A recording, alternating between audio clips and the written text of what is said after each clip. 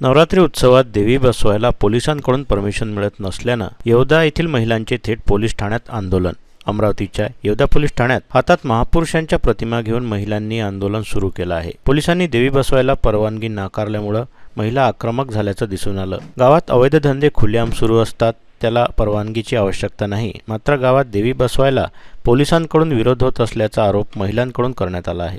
देवी बसवायला विरोध करणाऱ्या येवद्याच्या ठाणेदारांची महिलांकडून वरिष्ठांकडे तक्रार सुद्धा करण्यात आली आहे। या संदर्भात महिलांनी बराच वेळ पोलीस स्टेशनच्या परिसरातच ठिय्या दिला।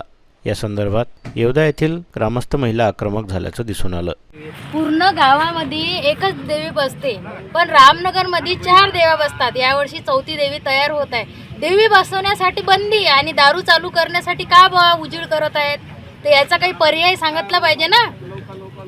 जर सगळ्याचंच म्हणणं आहे किंवा देवी बसली पाहिजे तर दारूचे धंदेही बंद झाले पाहिजे ना। पोलीसवाले म्हणतात किंवा आम्हाला तिथं देवी नको, घरामध्ये बसवा।